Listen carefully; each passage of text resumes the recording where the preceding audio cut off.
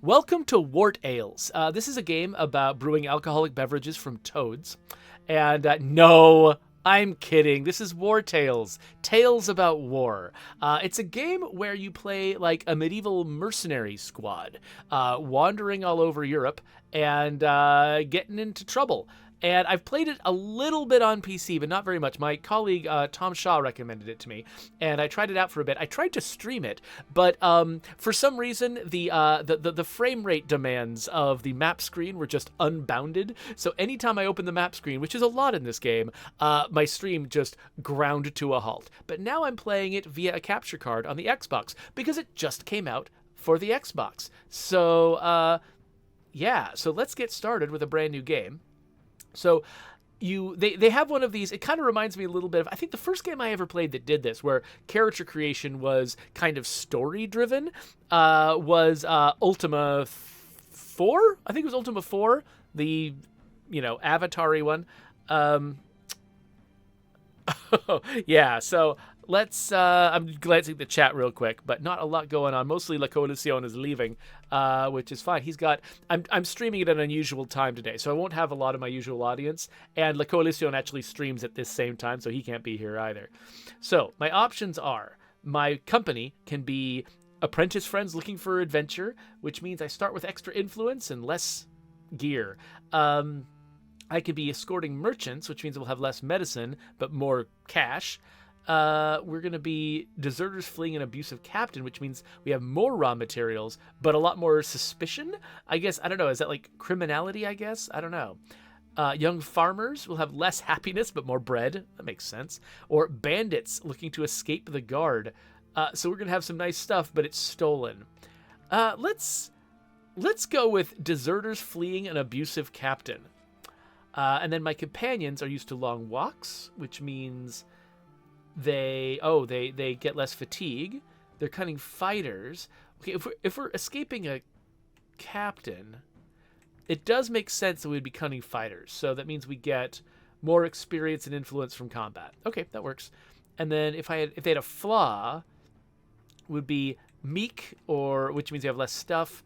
Eternal dissatisfaction, so we get less happiness.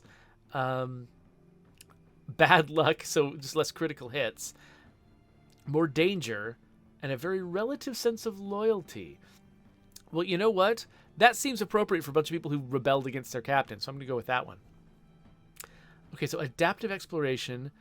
So that means, okay, so I'm choosing a difficulty sort of pattern for exploration. So the difficulty of all regions adapts dynamically to your group's size and unit's power. The game will always offer a challenge suited to your troop, versus region-locked exploration, where it's like there's easy places and tough places, and if you don't want a tough challenge, don't go to the tough places. So I remember that when I first played this on PC, and my memories are hazy, I did encounter, like, I kept encountering like fights that were just too powerful for me, and I didn't have a good way of judging in advance if they were going to be too powerful for me. So this does sound a little bit dangerous, but in theory, I still like this approach to like basically letting the player choose their difficulty by choosing where they want to be.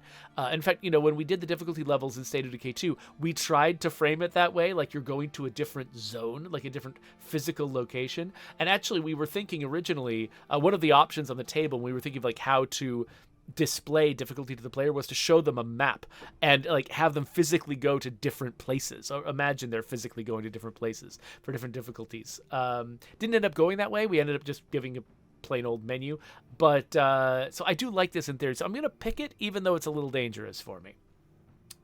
Let's go, as far as overall difficulty goes, let's just go not quite novice, let's go experienced, and then free saves. I appreciate that they're basically letting me customize so many options up front for just offering me the kind of game that I want to play. Okay, so we've got this set of mercenaries. We've got Aegean, who's a warrior. We've got Rothram, who is a swordsman or swordswoman, it looks like. We've got Hrudanor, who is an archer, and Nordic, who's a ranger.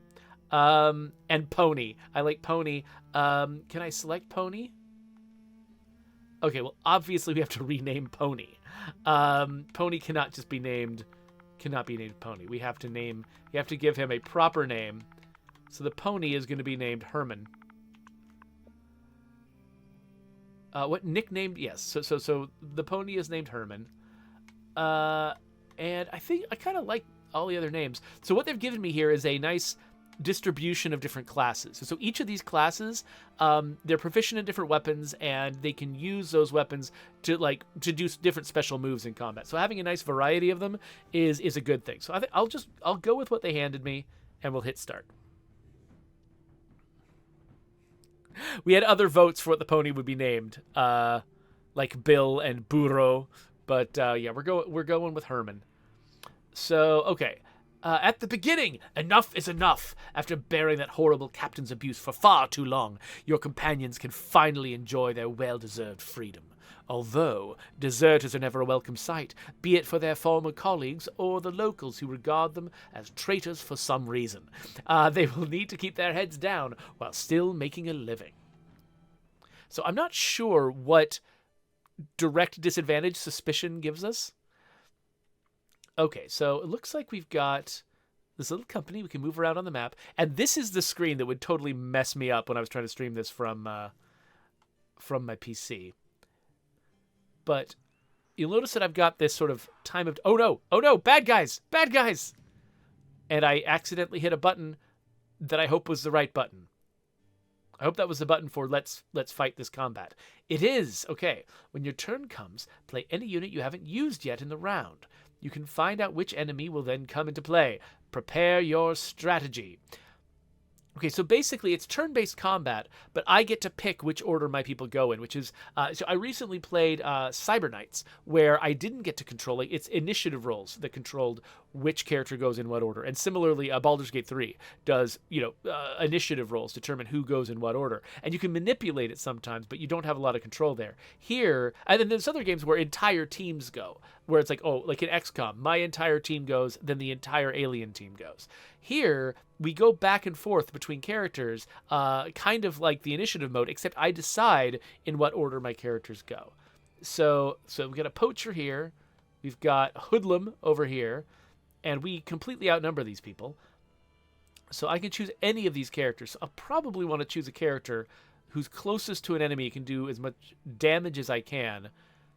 And also, who's going to go next? So it looks like the hoodlum, if I look up at the initiative order at the top, the hoodlum's going to go next. So if I can kill the hoodlum before the hoodlum's turn, that is very good for me. So let's grab Nordic. Nordic is going to move. So if I put him here, he could easily be flanked by the poacher. But, I mean, the poacher's going to use a bow and arrow anyway, right? So it probably doesn't matter. I'm thinking I put him over here, and then we can flank him. Flank her? Flank her. Okay, and then we've got a few options here. We've got stab. So let's do some stabbins. So when you perform a melee attack on a free enemy, you engage them. An engaged unit can only attack their engaged opponent and has a higher chance of taking critical damage. Take advantage of this with your other units. An engaged unit is exposing their back. Attacking them from behind, you get a bonus. So yeah, so facing matters a lot. But facing isn't something you just arbitrarily control. It's based on whether whoever the first person to engage the character in combat is. So I think that's all Nordic can do. So let's let Nordic go. Now I get to move again because I've got 4 characters, they've got 2. And so I go 2 characters, then they get 1, 2 characters, and they get 1. They try to distribute the turns fairly evenly. So Ranithcord says, I love the Banner Saga, except for how its turn order worked. I couldn't even finish the second game due to the annoyance. So I think when I assume you're talking about the fact that basically Banner Saga, you'll go back and forth between teams, but as one team's size shrinks, their characters get to act more and more often. If I'm remembering it right, that's how it worked. So if you get the enemy team down to a certain number, they will get to that character will get to just move again and again and again and again, whereas your characters have to take turns. And so it gives kind of an advantage to the underdog. And this one doesn't do that. This one just sort of evenly distributes everything. So yeah, so one thing I would do is I would consciously not kill characters. I would get characters down as low as I could, but not kill them in Banner Saga so that they would keep their position in the turn order and delay the actions of other characters. And then I would try to sweep through and kill them all at once. Okay, so let's do this. Let's go over here and flank this character. So because they're engaged, we can now do extra damage from behind. So this cleave attack could actually potentially hit multiple people, but there are not multiple people within range, so it'll just be the one person. But unfortunately, that is all I can do. So we'll end Rotham's turn, and now that character gets to attack. I'm poisoned. What? Okay, so once I kind of remember this. Once I got used to how this game works, I realized that killing a character in one turn is actually fairly rare. It's not something you can usually do. So actually, focusing fire on the second character in the enemy's turn order is sometimes the better move, because you might actually have enough turns to take them all the way down before they get to act. So in this case, so I can't make it all the way over there. So I should go over here and engage the poacher. So we're going to... Okay, so I've got a special move here that I could potentially do with this character, but it costs a resource, and I think that actually they just haven't introduced it yet in the tutorial. So the gray bar is their, I think, armor? I'm not sure what it's called exactly, but the gray bar basically, it's the health that you regain at the end of every fight. So if you only take... I can't only go that far? There's no way I can... Oh, wait, I can shoot. Okay, let's move first. Let's get a little closer, but then let's shoot. But basically, after every combat, the gray bar will refill. And so that damage doesn't matter long term. It's the amount of damage you can take during a given fight and not worry about it. It's the red health bar that you then... which, once the gray bar goes away, the red starts to go down. That's the bar that you have to worry about, because you have to actually heal outside of combat, consciously spend resources in order to deal with it. Okay, so we're going to shoot this person. And now it's their turn to shoot me back. Oh, yeah, so they're locked in melee combat with that guy, so all they can do is punch him. Okay, so the next one to act is the hoodlum again. But here, so we could... So I think this person is likely to do the most damage. Okay, yes. I think we might be able to take them out next time. Oh, interesting. So I can taunt this character and get them to turn around and face me, so that my friend is also now flanking them. So now we're going to go stab them in the back. Oh, or something else. Yikes. Okay, there you go. I think that's all I want to do now. Let's see. Yeah, I could run around and flank the archer. Can't do anything about it, but I can. Oh, that's the poison. And now that I've killed that other character, that character's turn gets skipped, and now I get to keep on acting. So let's keep this going.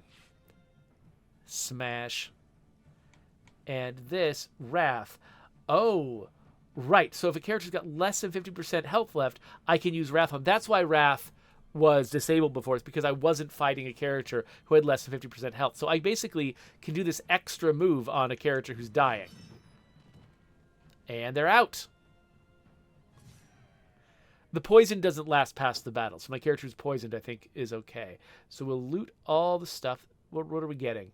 A damaged dagger. Human remains. Delicious. I think you actually can be cannibals here if you really, really want to.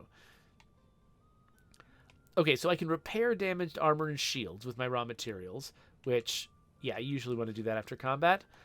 And then Nordic. Can I level you up, Nordic? All right, so Nordic leveled up and gets to add a special ability. So Valorous Support. Okay, yeah, so my special moves like Wrath and Taunt are fueled by this diamond-shaped resource. And so how I earn the resource is kind of dependent on a character's class. So this specialization is choosing how I get it. So every time this unit kills an enemy, you gain 1 diamond. Or every time this unit ends their turn next to an enemy and is not engaged in combat, you gain a diamond. So this is like, this character being the backstabby character is what gets you the resource that you use to earn your special abilities. Or this one is if they're next to an ally. So I'm going to go Audacity because I want this character to be backstabby. But I really, really like this approach, like basically getting you to role play the class of each character by giving you a reward for their behavior. Like, hey, if you play this character in a certain way, we're going to give you extra resources to fight better in battle. So having to think about, how to basically express each character's personal sort of style of combat becomes like an actual strategic necessity in the game. Wait, did that work? Did I succeed? Oh, wait, no, I needed to also... Oh, I also needed to mess with their stats. Okay, so I can raise their health if I raise their constitution.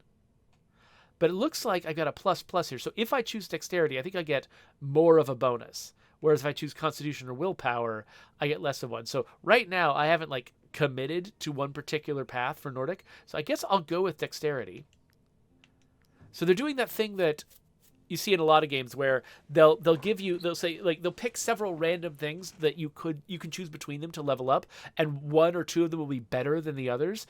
And so it kind of encourages players to, if you want to just pursue one particular path every single time, you totally can. They're not like, stopping you from choosing the less valuable ones, but the random more valuable ones give you sort of opportunities to like chase character builds you wouldn't normally chase, because it feels more like basically they make it feel more efficient to try something new, which I think is the motivation for that.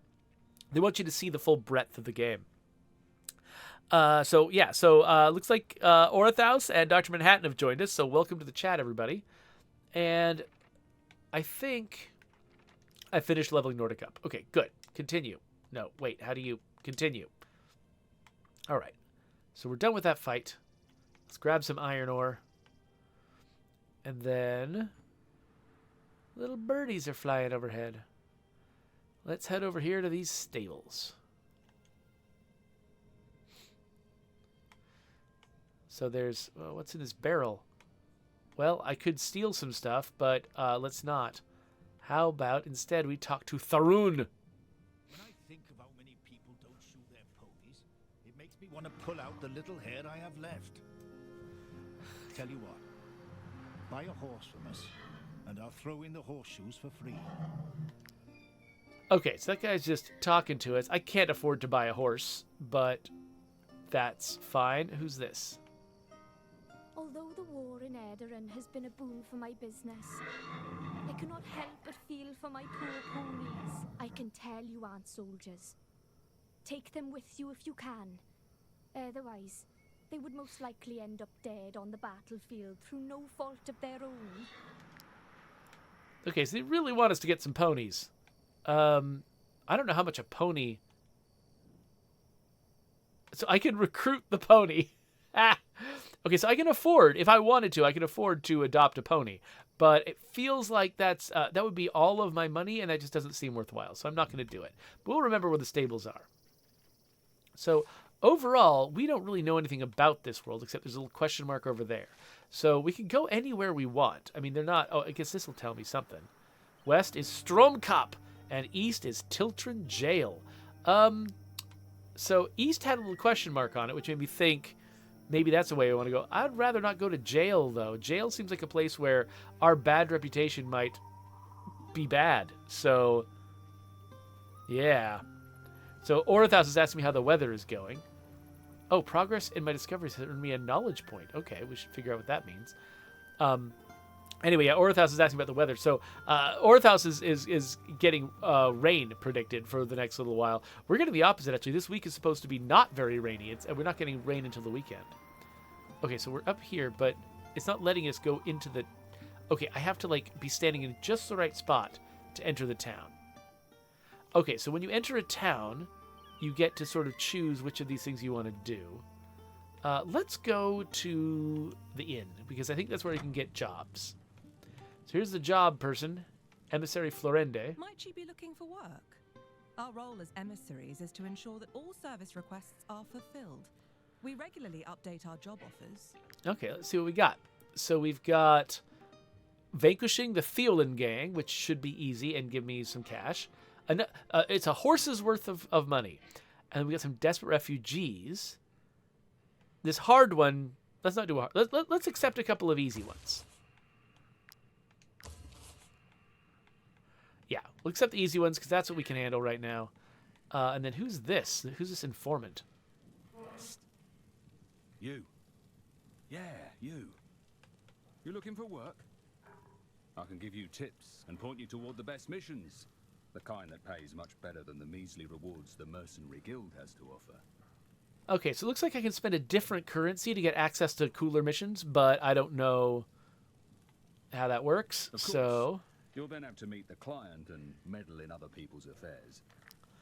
okay, so that guy seems like he'll be useful later once I've built up whatever that currency is. This thing up here, the influence. Oh, it's used for recruiting companions and other actions. Okay, cool.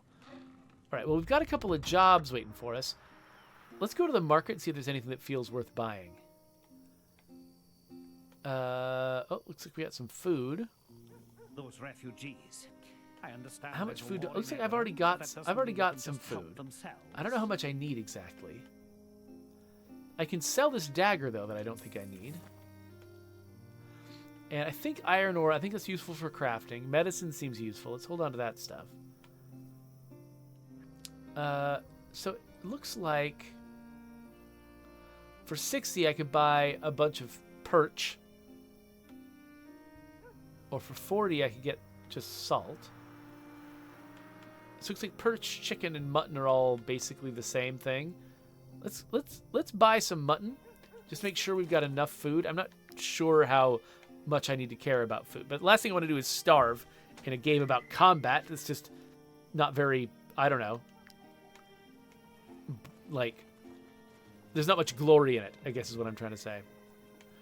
All right, so now let's look at the map. Okay, so to the west and to the east, we now have our jobs. So the one to the west is closer, but it also, I can't see a road going that way, whereas I can see roads going to the east. So let's actually head east. And I also see a little sparkly deal down here. Which, this is probably just a fishing spot. Yeah, it's a shoal of fish. Okay, so I can make someone an angler, but I don't think I have the equipment that I would need to make someone an angler. So I think I'm not gonna bother. So yeah, so there's these activities you can do if you've got people with the right skills and the right equipment. But I think I need equipment for fishing, so that's why I didn't do it. But basically, once you give someone a job, that's it. That's their job. I'm pretty sure. So we'll take this road. I don't know if this road actually leads where I'm going, but we can hope. I'm staying off the road just in case, I don't know, there's bad guys on the road. I don't know how this works. I'm just doing it because the pickups are off the road, and that's what truly matters.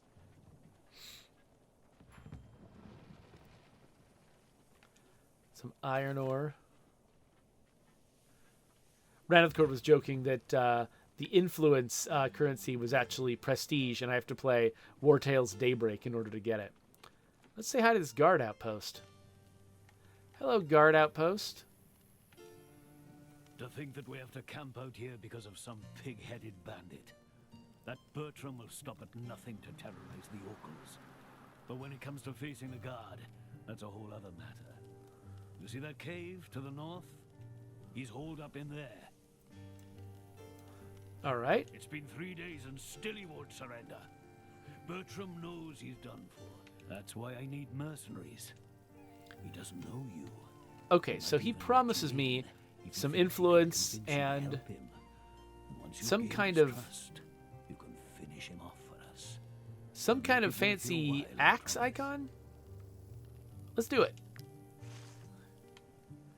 Okay, so he has decided to send me, I think, up to this mine up here. Let's look. Okay, yeah. So I think the bandits are in this mine. Let's go into... Oh, it's a sinister cave is what it is. Here we are in the sinister cave. Hello, Viotis. To think that 4 years ago, Bertram and I spent our days driving oxen.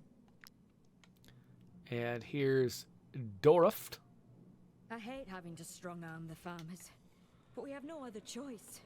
The citizens of Tiltron refuse to hire us or share their resources with us. So, okay, so it looks like they're trying to make these guys a little bit more palatable. Ah, mercenaries. Did Fergus send you to help us? Roland hired you to kill me. I beg of you, don't do this. We do not enjoy bullying the farmers, you know. We have no choice if we want to survive.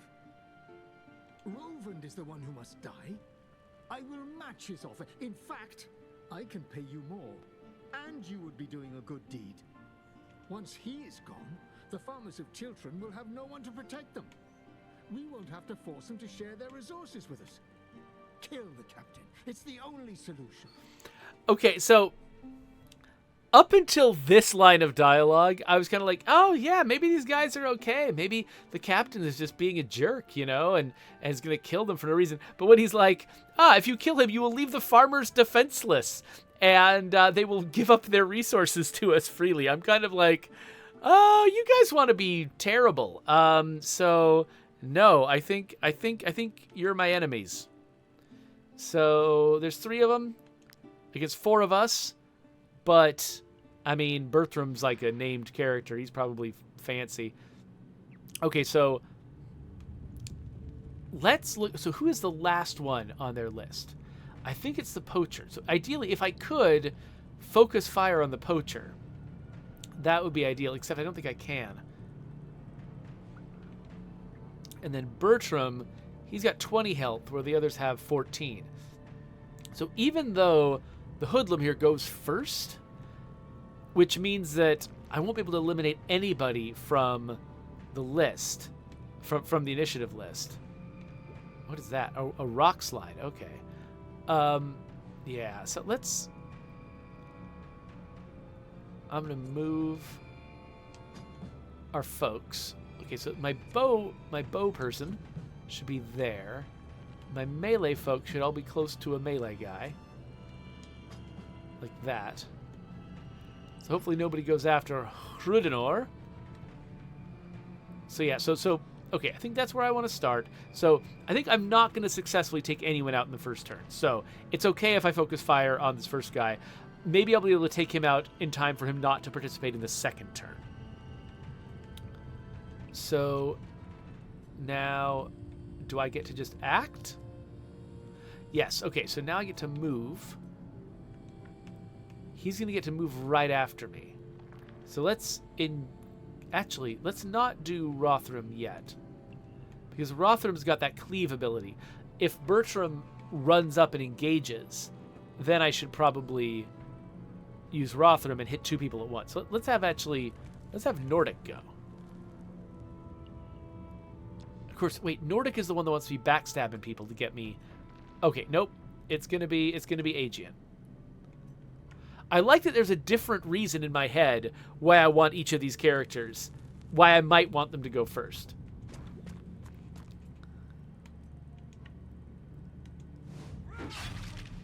Oh, was that a critical?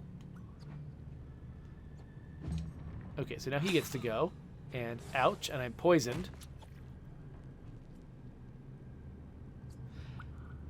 Okay, so now the next one who's going to go is going to be Bertram or whatever. So, okay, so let's not have it be this character who goes next. Now, Nordic could... Yeah, okay, yeah. So Nordic ending their turn next to somebody who is not engaged with them, that's going to give us... Yeah, that's going to give us some of that, whatever that resource is called. So... Oh, stabbity. There you go. Some actions grant temporary valor points. That's what they're called, valor points. That must be used before the battle ends or they'll be lost. So that's why it's yellow. Okay, yeah, so Bertram comes over this way. Oh no, that was painful. Okay, so can I get... Yes, I can get over here. And so if I get over here, will I be able to use my, like... Okay, what I want to do is use my cleave ability without hitting any of my friends. I would hit both of the enemies and neither of my friends. So I'm not sure how to position myself to make that happen. Maybe like this? Let's see if this works. And I'm not sure if I can undo it if it doesn't. Nope, that didn't... Dang it! Oh, that was terrible!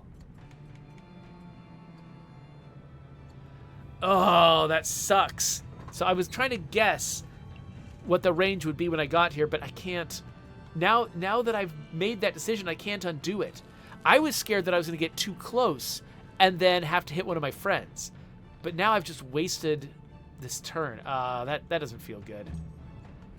Luckily, I think I can still take down this guy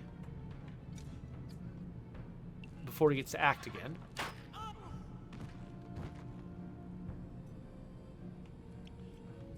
All right. Yeah.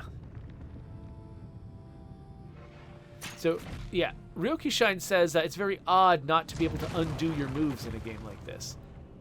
Oh no, rock slide coming in. Okay. I don't know when the rock... Okay, so the rock slide is going to happen. Okay, I'm going to move all my characters before the rock slide. So even if I don't choose this character right now, I will get the chance. Nordic, let's use some first aid on your... Can you use it on yourself? You can't even use first aid on yourself. Okay, well... I got to give somebody else some bandages then, so Nordic isn't left high and dry. Let's run up here and position ourselves between the bad guys and Nordic. So this is not very effective to be attacking Bertram right now, because I should clear out everybody else first, but I really want Bertram to engage me so that he doesn't go after my more vulnerable friend.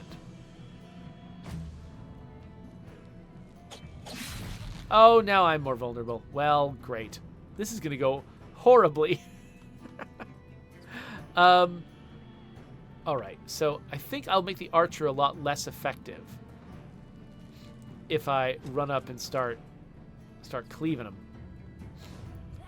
Because the archer will now be required to fight me in melee where they're not very effective at all. So this character's job is just to do this, just to keep the archer busy. Now I can only get punched instead of shot. Alright, so now we'll move up here. Oh wait, no, I'm an archer too. Dang it, dang it, dang it, dang it, dang it. Can I use my bow from here? Kind of. Forgot this character was an archer. That was stupid. Oh, I've got bandages. Crap. I should have used the bandage. Well, I still might have time. Okay, so this character... Okay, actually, I'm going to use... Can I just use bandages from here? No, I have to actually move up next to them first. Okay, so let's move up next to them. And let's bandage this guy. That was not very helpful, actually. That was not a large amount of damage healed. Oh, but I can still move and attack. So the question is, should I? I mean... Next time this guy attacks anybody, it's going to be bad. Well, at least I can start doing real damage to him.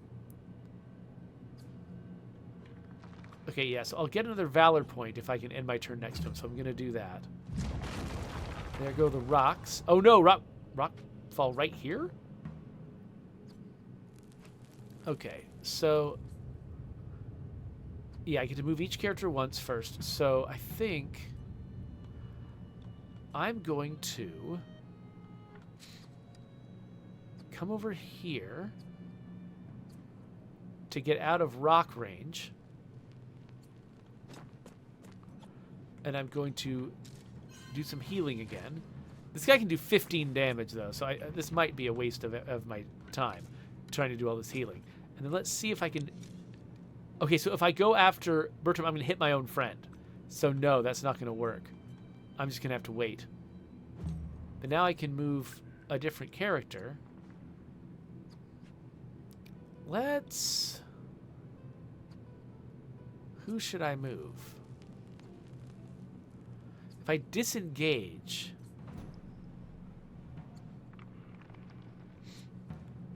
Oh, yeah, so disengaging means I get, like... There's no avoiding these attacks of opportunity. So I know it looks like I'm within the range of the rockfall. So, but I might not be. Like I don't know how forgiving they are about these areas of effect. So maybe it doesn't matter that much. Maybe I can just keep hacking at them and it's fine. So yeah, Ryokushine was emphasizing that one of the reasons a lot of games let you undo moves is because sometimes it's just unpredictable. Like, you can't really look at the battlefield and see what opportunities a move is going to get you, who you're going to be able to shoot from your position. Like, the fact that, I didn't really know whether or not I was going to be able to shoot Bertram from that archer's position means that, like, it would be nice if I could redo my move. A lot of games like that, they will not let you, especially if there's any randomness involved in attacks, they will not let you redo anything with randomness. Like, because then you just be like, oh, let's see what roll I get. Oh, that's the roll I got? Never mind, I didn't do that. It feels a little bit, like, it just feels cheap even to the player. It feels exploitative. But moves where there's no randomness whatsoever, it's just either you can go here or not. It makes sense to be able to undo those, because a lot of times what the player is doing is just figuring out what's possible. Moving to a place to see if they can do something useful from there. And if they can't, it sucks to be pot committed. Or, I mean, just to be fully committed to that. Reneth Court is asking me about what I think about some of the trailers that came out today. So I haven't watched the What If trailer yet. I did see Madame Web, and it looks interesting. Like, I don't really know much about Madame Web. And so I was surprised by their implications about the story. Oh, wow. Somehow didn't die. Oh, kind of dying. A dying can only move if you heal them before they take damage. They'll be able to fight again. If not, they'll be permanently lost. Great. Okay, so... And now I'm out of first aid. Or, no, first aid costs valor points. Okay, so let's move to get out of the rock pot, whatever. Oh, this is the character who's dying. I thought this was the... Okay. Well, then I shouldn't have chosen this character yet.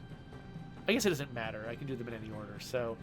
Okay, well, I mean, nothing this character can do. They're standing close enough to other... And now they're dying because of the poison. Cool. Are they permanently lost? I don't know. This is already going so horribly.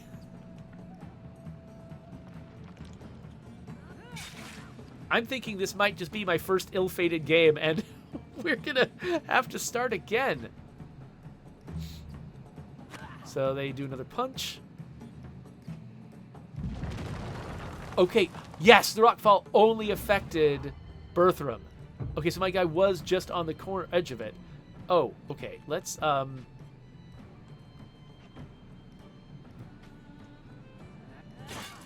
do that. And then let's get this guy out of here.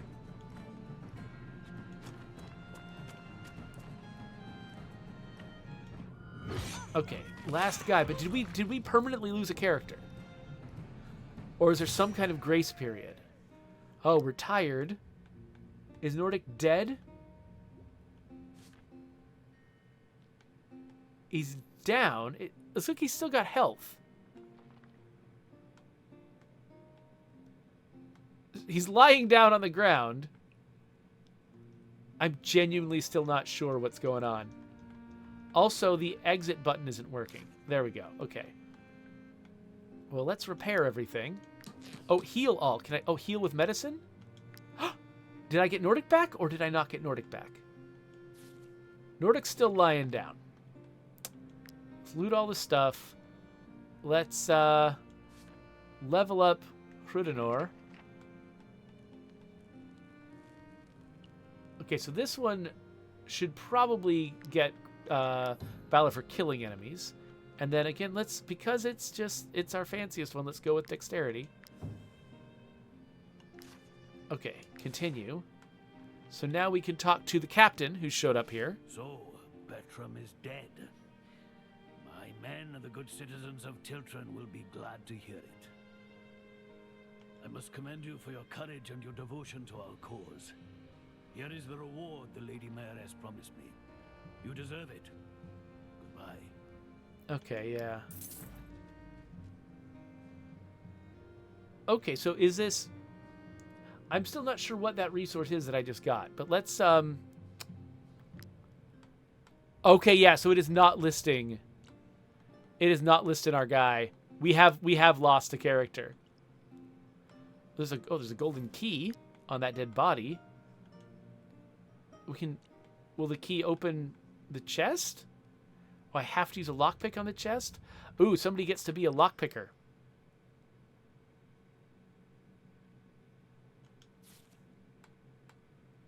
let's be a thief. And... oh, wait, did I just... I think I just made 2 of them thieves by accident. Okay. Okay, whatever. Okay, so we got a lock-picking minigame, looks like. So rotate the pick, press A to insert into the lock. The closer it is to an opening... oh, this is going to be like Skyrim, basically. And now I've broken the lockpick. Okay. So, yeah, so Ryoki Shine made the point that, like... that basically, if you're going to make the player be committed to each action they take, you need to give them more feedback about what's going to happen as a result of their action. Like, and that's true both in the turn-based combat, where it's like, if you want the player to be able to, you know, to sort of make a move and then not be able to retract it, then you got to tell them what are they going to be able to do from that position. Who will they be able to attack? Who's in range, basically, of them with their weapon. And if you don't tell them that, then don't be surprised when they're frustrated if they move someplace and get angry that they can't attack anyone. Because, you know, I mean, I might have been able to perform better in that combat if I hadn't, you know, if I had been able to actually attack each turn instead of continually kind of messing up what I was able to do. That one archer, like, if I had been able to attack with my archer instead of having to cancel my attack because I couldn't shoot through my friend, and if I've been able to cleave those 2 characters with my swordsperson, then I might have had the upper hand. I might not have lost a character during that fight. So I might have just gotten a character perma-killed because there wasn't, at least that I could tell, there wasn't any feedback about what I'd be able to do from moving into different positions. Let's see here. Yeah, Fallstar's like, oh no, they died so young. Exactly. So I'm not going to be able to search that chest. I don't know what the key was for if it wasn't for the chest. I don't see anything else here. So I guess we'll leave. Okay, so our characters are super tired. Can I just... what are the rules for resting? So it's nighttime now. Can I just rest wherever I want? Is it down on the D-pad? Okay, here we go. We're going to rest. So we're going to rest at a campfire in our camp, feed our troop, and pay their wages to avoid unrest. So it fills our fatigue meter, which I guess is that meter underneath the date and time. There's a monolith here. Okay, so we can, if we have a scholar, they can generate knowledge during rest, which I think is, that's like, there's a tech tree, I think. And we can also work at a workshop to craft stuff. But what I really want to do is go to sleep. Go to sleep? Like this? Assigned companion. Okay, so use a campfire to pay and feed our troops. So let's... how do I... okay, we modify our meal. Okay, so we can put different foods. Okay, this is kind of like Baldur's Gate. We can put different foods in our meal.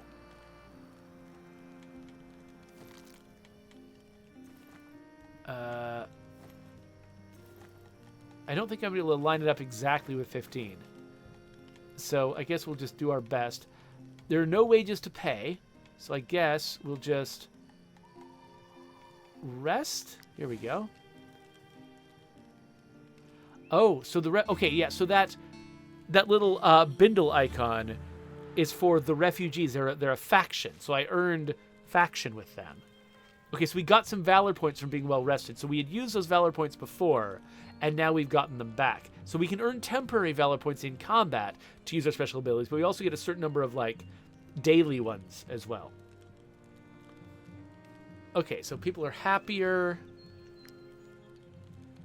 All right, well, let's get out of here. How do we leave?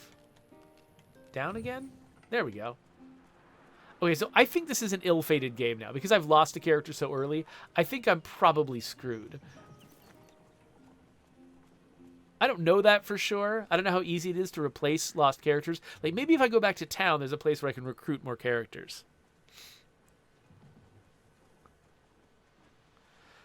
So, Ryoku-san, it says, it seems like they're going for more immersion with these design choices, but an overhead game like this doesn't offer that in the same way as a game where you're controlling one character. Well, yeah, so you can try to, the word immersion is, it's a really easy to abuse term. The idea, like, almost anything can be justified by saying you're going for immersion.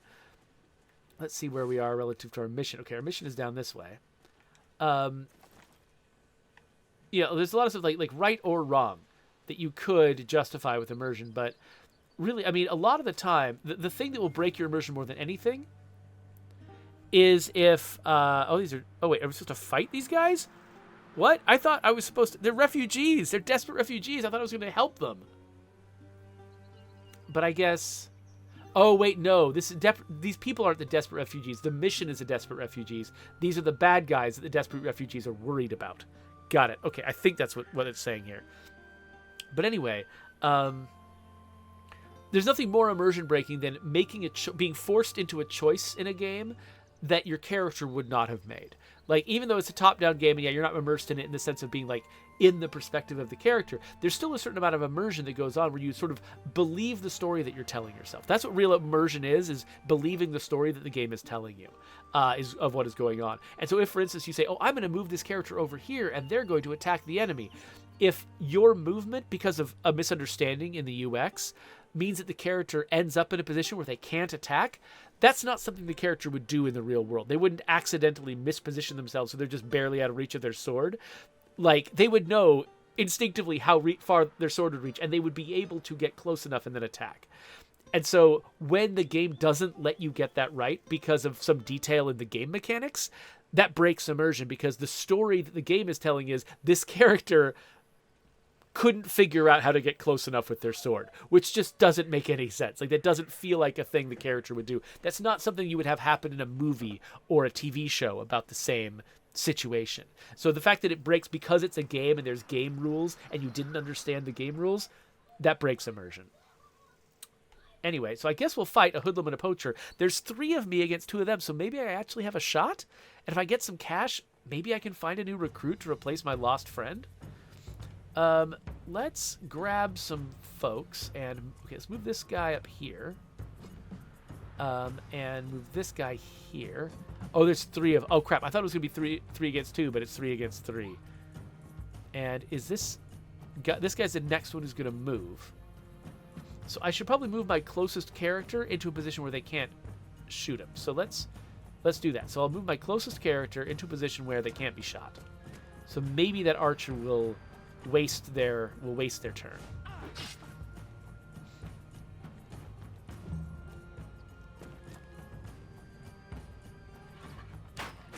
Oh, well, my shield helped, I guess. Did it help? I don't know.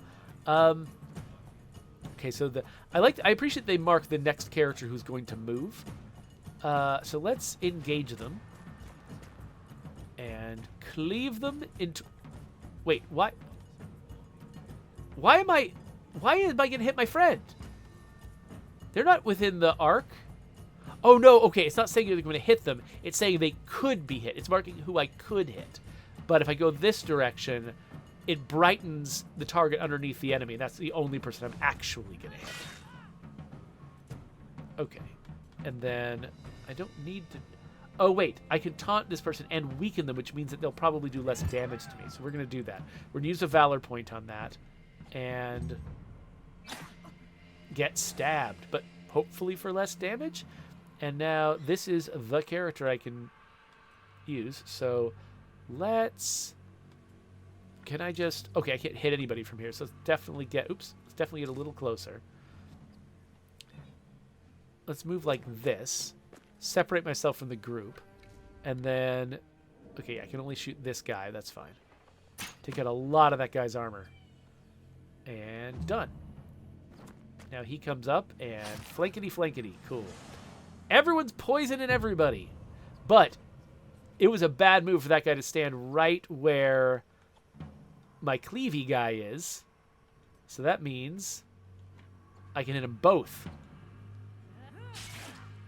And I think I'm definitely protected from the archer here, I think. Can I taunt them both? I guess I would use my other Valor point. Maybe I should save my Valor point for something else. So let's. Yeah. Oh, gosh. Okay, we should do some first aid. Let's definitely do some. This character can't do first aid. Okay, let's What can I do? Let's run up here. I'm definitely, if they're going to shoot anybody with that archer, let's shoot this guy. And let's, okay. I think by using another Valor point, I can take this guy out, but I think that First Aid is also Valor points. Well, oh, I unlocked a trait called Glorious. Okay. I think I'm standing in the way of my most damaged friend.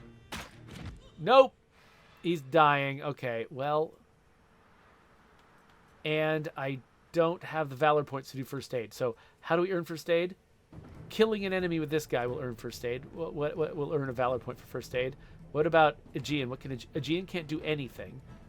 What about Rothram? Rothram can't do... It was Nordic who had another ability. Okay, so basically I need to get Hrunador to kill somebody.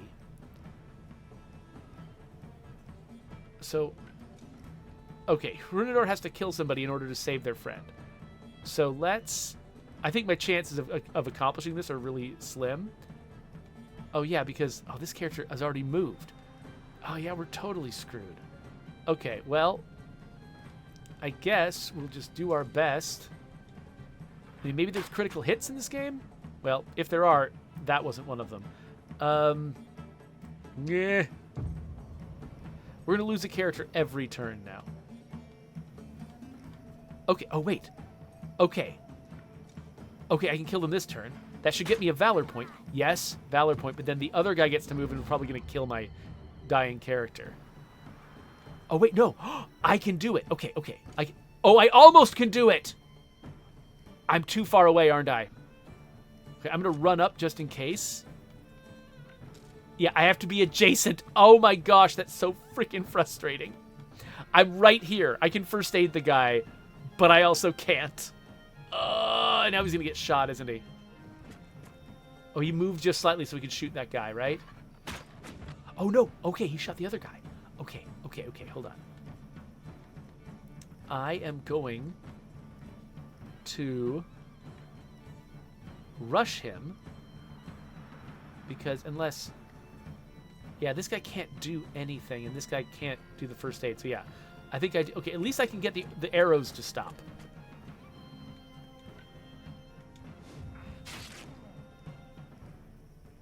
And then... Right, that only works if the health is low, so...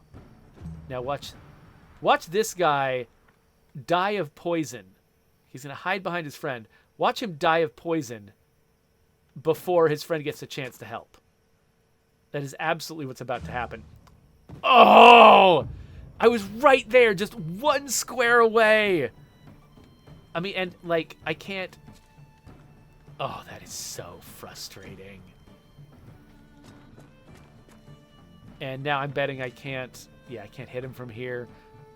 Oh. So are we learning that I need to be playing on novice level? We might be learning that I need to play on novice level. Or no, I just need to... it did feel like if I was more familiar with this game, then a lot of these choices I made that led to my characters getting killed, I probably could have avoided if I just handled things better. Like if I hadn't lost the character in that first fight, I probably wouldn't have lost a character in this fight because I would have had 4 characters who would have been helping things out. So yeah, so I think it was basically my unfamiliarity with what I was doing in the first fight that screwed me up for the second fight. But so the question is, can I keep moving forward with this? Let's increase our strength. And let's choose a special move. Berserker, Executioner, or Sentinel. So this Sentinel lets me equip heavy helmets and armor. Executioner... Oh, lets me do an area effect attack for 2 Valor points.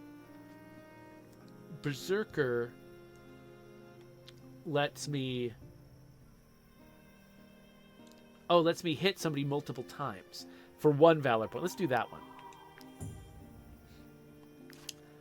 Okay, so just the question is... Please, Have mercy, good sirs.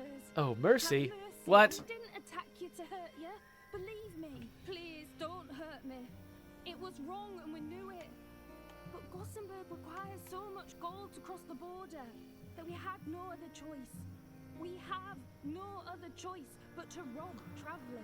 Okay, so if I could give them money, and they'd give me their bow, and then they could get out of here, but I can't possibly do that because I don't know.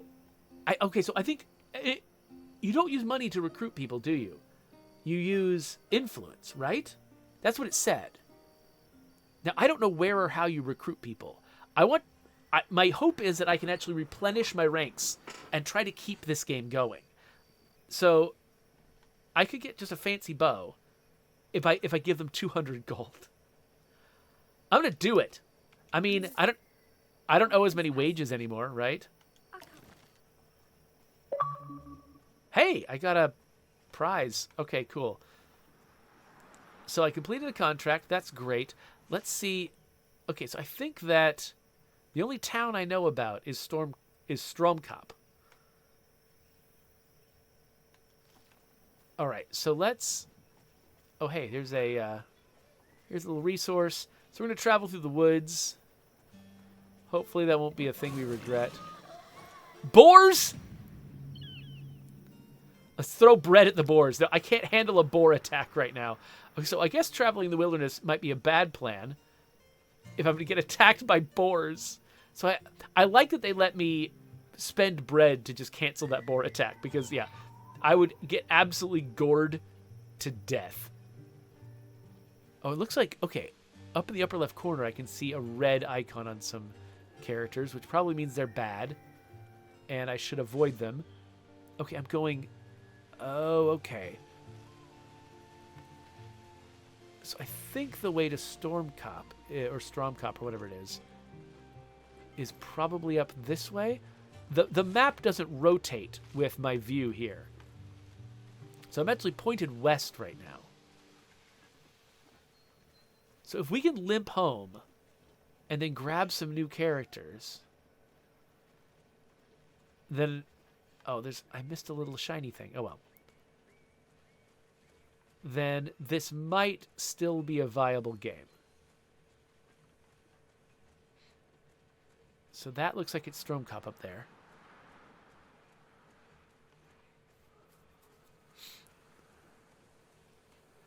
And I'm assuming this is where you get people. I genuinely don't know.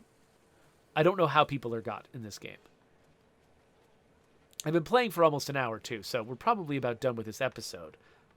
Okay, so inns, historically, are a good place to get folks. Let's try the inn. I didn't really necessarily explore everything here. So who's Fruit? If I join you, I'll no longer be a burden for my family. Okay, so I do have to pay him money and influence. But let's do it. Let's do it. Let's recruit this guy. So we got Fruit. We're up to 3 people. Oh, wait. And we've got Thutinal? Don't be fooled by these rags. Before becoming a refugee, I used to be a soldier. Okay, so here's Thutinal. So we hire Thutinal. Okay, so we're back up to 4 people. Your companions doubt he's up to the task. Yep. All right, so let's have a look at our folks now. So I love how Herman now outranks Fruit and Thutinal. Like he's got seniority. He's been our pony for a long time. Okay, so we got an archer, a berserker, a ranger, and another archer. So maybe not the best idea to just run around just recruiting whoever without inspecting them first. We got 2 archers now. It's probably dumb. However, let's see here. So Hrudnor, can we replace the bow with... Because I got a new ranger bow, right? Raider's bow. Okay, yeah. Let's give him the fancy bow. And then... So Thutinal... Now, can I change Thutinal's profession, though, by changing his weapon? Like, what if I said, hey, actually, you've got... Oh, no. Okay, so he cannot equip weapons that are inappropriate to his whole deal. Okay, got it. Okay, so I do have to give him that weapon because of his class. I wasn't sure if weapon determined class or class determined weapon, so it looks like weapon determines class. Let's see, are there any more Might you be looking for things work? on the... Our Oh, I can role as collect my bounty. emissary is your Oh, good. reward. Okay, I didn't realize I hadn't been paid yet. So, okay, so I just got paid. I was worried about having to pay everyone's salaries and just losing people. All right, so we've finished that one. Everything else looks average, except for Vanquish the Thielen Gang, which is one I already took. So I guess... I mean, I could always recruit a 5th person. Let's inspect them this time. Ooh, a Brute. Is that one I already had? Do I already have a Brute? I've got a Berserker, not a Brute. You know what? I don't know if I can afford this, and I don't know how to find out. Oh, this guy. Oh, this guy's tough. He actually costs more of everything than everyone else. I'm gonna recruit him. I'm probably gonna lose people because I can't afford to pay them all now. But whatever. All right, so let's. I'm running out of time. I'm genuinely running out of time. Like I'm gonna have to put my kids to bed soon. So we have survived our first couple of disastrous battles. We're gonna be plowing forward with this group now. Eventually, this might just be an ill-fated game because I'm just falling behind the curve. Having to recruit new people to replace my old companions. Who knows? But we've managed to survive this long and gotten a sense for the kind of game this is. So let us end this episode. Oh, by the way, so Falstar says, so the new guys have to sleep in the stable while Herman gets to have the comfy bed? Exactly. I'm basically imagining these folks are going to be treating the pony like royalty. And the 3 new recruits are just garbage next to the pony. The pony wins. Ortha says, this is like my first lethal run. Just full Murphy's Law the whole time. So Falstar says, I just need to do more looting. So the stuff that I was picking up, I think it was all like crafting stuff. Like the stuff I was picking up out in the world was all crafty stuff. I think that, but I did get some money. I'm just not sure where I got it. Did I get it from the chest? Did I get it from, maybe I got it from the captain. The captain probably paid me for that job that I got in the field. But yeah, because most of the money that I have now, I got from the job board. But Anyway, this is Wartales. Wartales is pretty cool. So there's a subscribe button and links to other videos. If I come back and do another session with these folks in Wartales, I'll stick it there. And whether I actually will remains to be seen. But I'll see you later.